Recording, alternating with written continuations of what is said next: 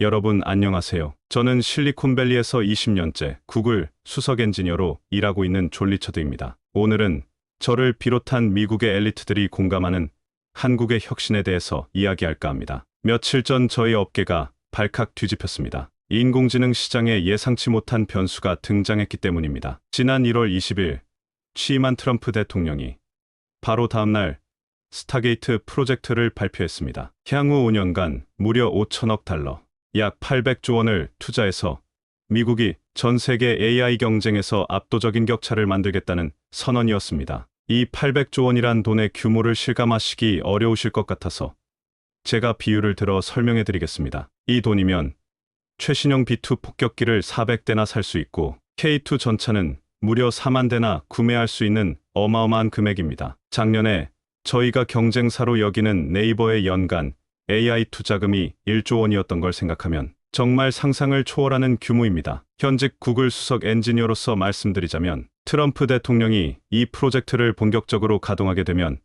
전 세계 다른 나라들은 사실상 경쟁이 불가능합니다. 하지만 유일하게 한국만 이 어려움을 극복할 시장의 주인공이라고 예측하고 있습니다. 사실 구글을 비롯해 오픈 AI, 메타와 같은 회사들은 이미 세계 최고 수준의 기술력을 보유하고 있습니다. 여기에 이런 천문학적인 투자까지 더해진다면 솔직히 미국이 아닌 다른 나라들은 경쟁을 포기해야 하는 상황이죠. 이게 왜 심각한 상황인지 설명드리겠습니다. 저희 구글을 비롯해 오픈 AI, 메타 같은 세계 최고의 AI 기업들이 이미 모두 미국에 있는 상황입니다. 마치 전교 1등 학생한테 하버드 출신의 분야별 최고 과외 선생님들이 과목별로 1대1로 붙어서 전담하는 것과 같은 상황이죠. 이렇게 되면 2등과의 격차가 따라잡을 수 없는 수준으로 벌어지게 됩니다. 사실 저희 회사의 내부 분위기도 심상치 않습니다. 이 프로젝트의 실제 목표가 지난 20년 30년 동안 미국의 테크 기업들이 누려온 독점적 지위를 앞으로 다가올 AI 시대에도 그대로 이어가겠다는 의도가 너무나 명확하기 때문입니다. 냉정하게 말씀드리면 이제 다른 나라들은 미국의 하청국가 수준으로 전락할 가능성이 높습니다. 현재까지의 상황만 보아도 당연하게 예측할 수 있습니다. 오늘날 구글이 검색 시장을 독점했으며 유튜브가 동영상 플랫폼의 압도적 1위입니다. 아마존은 전 세계 온라인 시장을 지배했고 메타와 인스타그램이 SNS를 장악하고 있는 상황입니다. 이런 상황을 지켜볼 때면 다양성을 존중하는 엔지니어로서는 마음이 무겁습니다. 저는 인류의 발전을 위해서는 한 나라가 특정 기술을 독점하는 건 바람직하지 않다고 생각합니다. 이런 심각한 상황 속에서 저는 한국이라는 나라에서 무척 흥미로운 현상을 발견했습니다. 한국은 정말 특별한 케이스입니다. 제가 실리콘밸리에서 20년 넘게 일하면서 봐왔지만 한국은 전 세계에서 거의 유일하게 미국 플랫폼 대신 자국 서비스를 사용하는 국가입니다. 한국인들은 네이버로 검색하고 카카오톡으로 대화하며 쿠팡으로 쇼핑합니다. 저희 구글 본사에서도 이런 한국 시장의 특수성을 자주 분석 주제로 삼곤 합니다. 그런데 저뿐만 아니라 구글 전체가 한국을 주목하게 된 계기가 있습니다. 바로 미국의 스타게이트 프로젝트 발표 후 일주일도 안 되어서 업계가 또 한 번 발칵 뒤집혔기 때문입니다. 논란의 주인공은 중국의 딥시크라는 AI 회사입니다. 그들은 현존하는 최고의 AI 모델인 챗GPT보다 뛰어난 성능의 AI를 개발했다고 주장했습니다. 특히 충격적인 것은 개발 비용입니다. 저희가 업계에서 파악한 바로는 챗GPT가 지금까지 약 10조 원을 투자한 반면 딥시크는 고작 600만 달러, 한국 돈으로 85억 원 정도를 들여 2년 만에 개발했다고 합니다. 이 소식이 전해지자마자 실리콘밸리가 발칵 뒤집혔습니다. 엔비디아를 비롯한 미국 주요 AI 기업들의 주가가 폭락했고 저희 구글 내부에서도 긴급 미팅이 연일 진행되고 있습니다. 특히 우리 연구소는 24시간 비상 체제로 전환했습니다. 20년 넘게 이 업계에서 일해온 수석 엔지니어로서 이런 변화는 정말 전례가 없는 일입니다. 미국과 중국의 AI 전쟁이 본격화되는 시점이라고 볼 수 있습니다. 특히 엔비디아의 경우 이틀 만에 무려 880조 원에 달하는 시가총액이 증발해버렸습니다. 저희 업계에서는 이런 급격한 변화를 예측하지 못했습니다. 중국에 대해 말씀드리자면 솔직히 실리콘밸리에서는 중국의 지적재산권 침해나 모방 문화에 대해 상당히 비판적으로 바라보는 전문가들이 많습니다. 딥시크 역시 그 기술적인 측면에서는 뛰어나다는 반응이 많지만 딥시크에 가입하고 사용하는 동안 모든 정보가 중국의 무방비로 노출된다는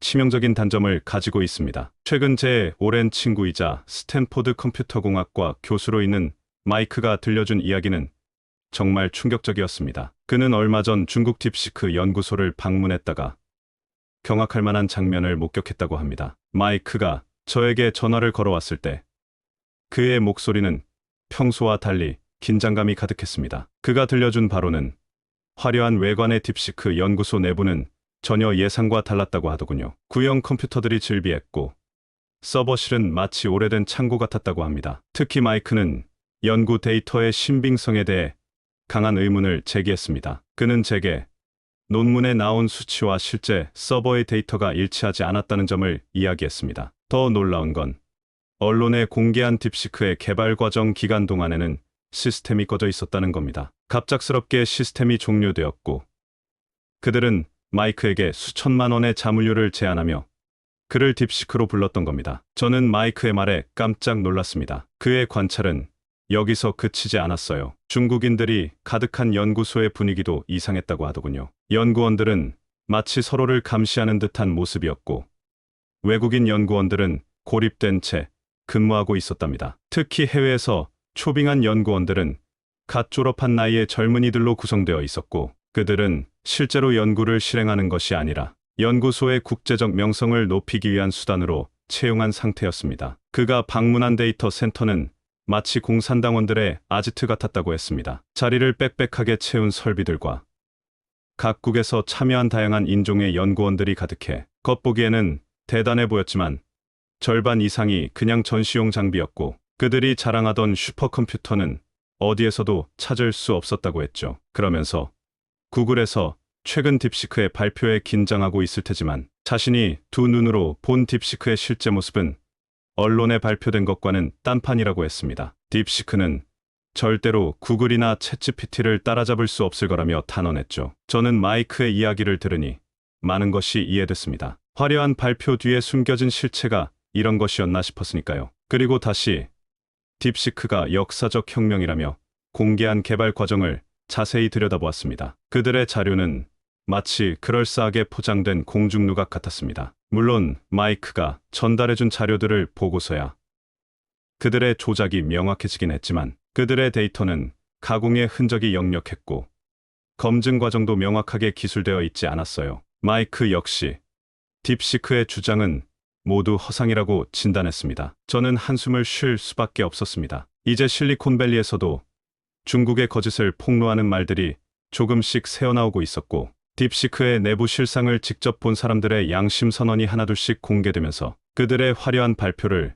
무조건 믿어서는 안 된다는 교훈을 얻고 있습니다. 반면 한국의 경우는 정말 존경할 만한 사례를 보여주고 있습니다. 제가 스탠포드에서 공부할 때부터 주목해왔지만 한국은 항상 정직하게 자체 기술을 개발하고 혁신을 이뤄냈습니다. 삼성전자의 반도체나 현대자동차의 자율주행 기술 같은 경우는 저희 실리콘밸리에서도 벤치마킹 대상이 된 지 오래입니다. 특히 한국의 AI 윤리 가이드라인이나 개인정보보호 정책은 정말 모범적이라고 할 수 있죠. 심지어 빠르고 정확한 구동 능력으로 전 국민의 90% 이상이 휴대폰을 사용하는 지구상 유일한 국가입니다. 결국 구글은 세계 모든 나라에서 1위 검색 엔진의 자리를 점령했지만 유일하게 한국에서만 네이버에게 패배한 상황입니다. 저는 전 세계에서 유일하게 구글이 점령하지 못한 한국의 비밀을 밝히기 위해 한국으로 향했습니다. 지난달 서울의 AI 연구소에서 만난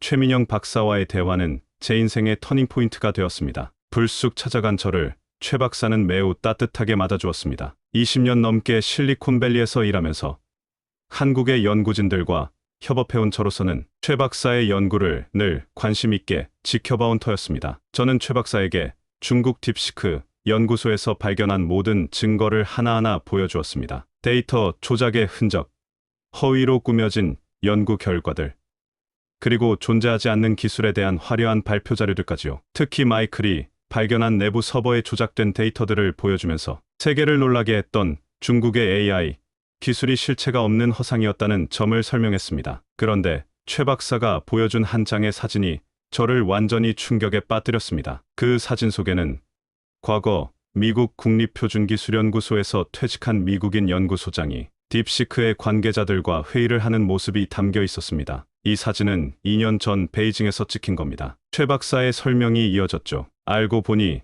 연구소장은 퇴직 후에도 수년간 중국으로부터 거액의 비자금을 받으며 서양의 우수한 AI 연구진들을 유인하는 역할을 해왔다는 겁니다. 그 덕분에 딥시크는 전 세계의 다양한 인재들을 트로피처럼 전시해두고 기업의 우수성을 선전할 수 있었죠. 소장님이 해온 일들은 그게 전부가 아닙니다. 최 박사의 말에 따르면 연구소장은 한국의 AI 연구를 방해하는 공작도 진행했습니다. 글로벌 기업들의 초대형 투자를 받기 위한 한국 연구진들의 논문에 표절 누명을 씌우는 것은 물론 연구비 지원을 막고 핵심 연구원들을 빼내려 한 정황도 있었답니다. 심지어 한국의 주요 AI 프로젝트들의 내부 정보를 중국에 넘긴 적도 있었습니다. 저는 그 자리에서 학자적 양심과 윤리의 가치가 무너지는 심정을 느꼈습니다. 25년 전 스탠포드에 갓 입학한 꿈 많은 청년 때부터 멀리서나마 제 인생의 멘토이자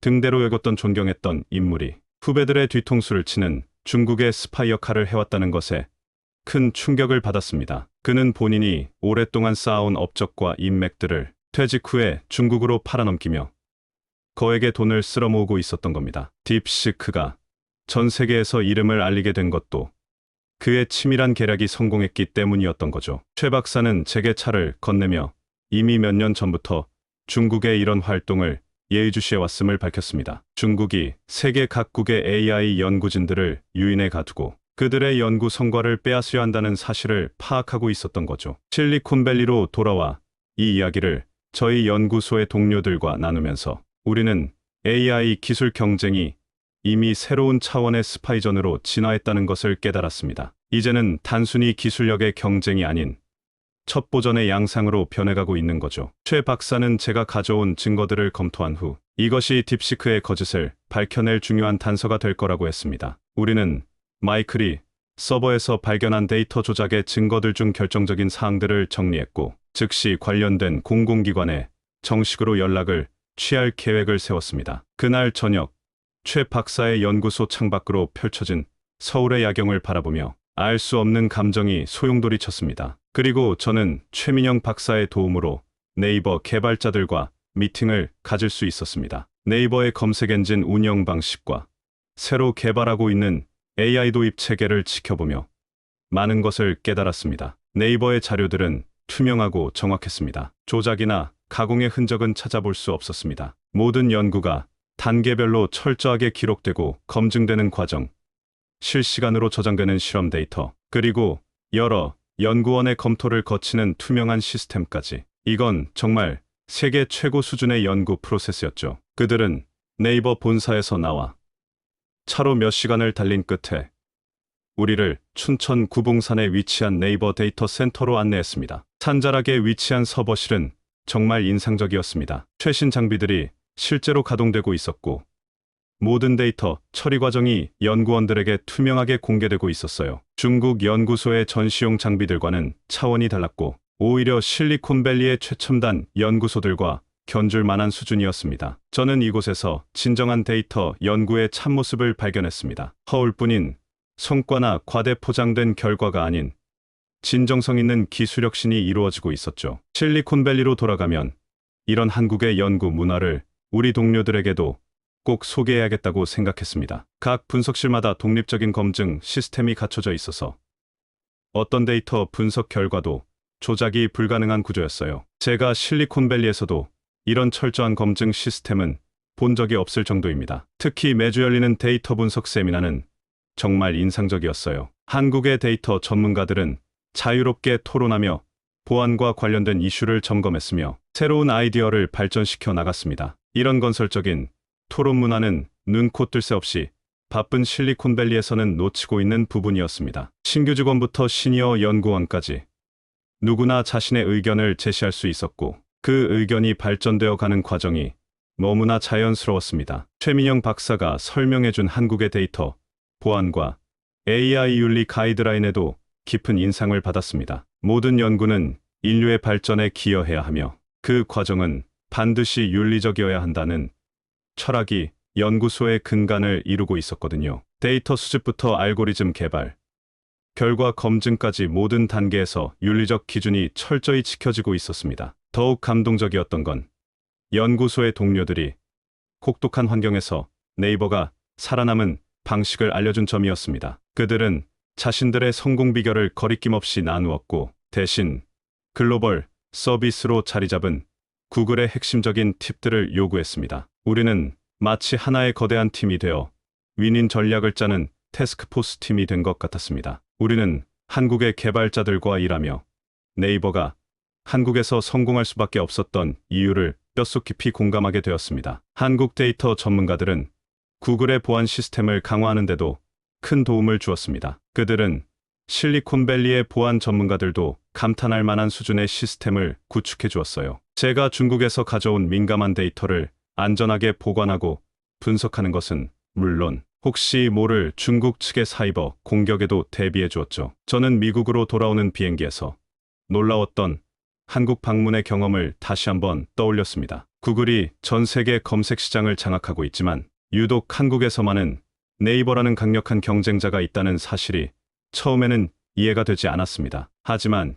이번 방문으로 그 이유를 확실히 알게 됐습니다. 특히 인상적이었던 건 한국인들의 놀라운 IT 활용도였습니다. 지하철에서 모든 연령대가 스마트폰으로 능숙하게 디지털 생활을 즐기는 모습은 실리콘밸리 수석 엔지니어인 저도 감탄할 정도였어요. 키오스크, 디지털 정부 서비스, 모바일 뱅킹까지 기술을 일상에 녹여내는 수준이 정말 대단했습니다. 한국의 개발자들과 엔지니어들의 실력은 말할 것도 없습니다. 연구 예산이 미국의 10분의 1도 안 되는데 그들이 데이터를 다루는 전문성과 혁신적인 접근 방식은 실리콘밸리 최고의 인재들과 견줄만 했습니다. 이런 걸 보면서 깨달은 게 있습니다. 기술 발전은 단순히 돈과 인프라의 문제가 아니라는 거죠. 한국은 제한된 자원 속에서도 놀라운 효율성과 창의성을 보여주고 있었어요. 이런 저력이라면 가짜로 포장하기에 급급한 중국에 크게 앞서 곧 AI 분야를 이끌 것이라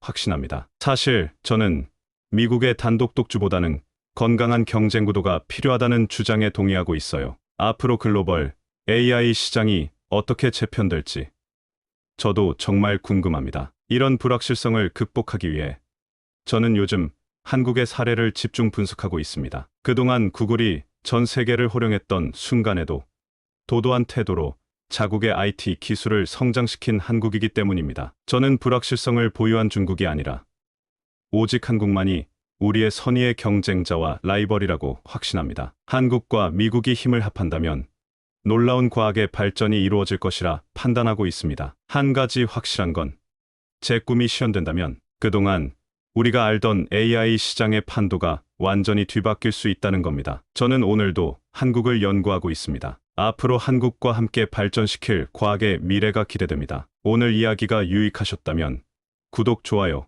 부탁드립니다. 감사합니다.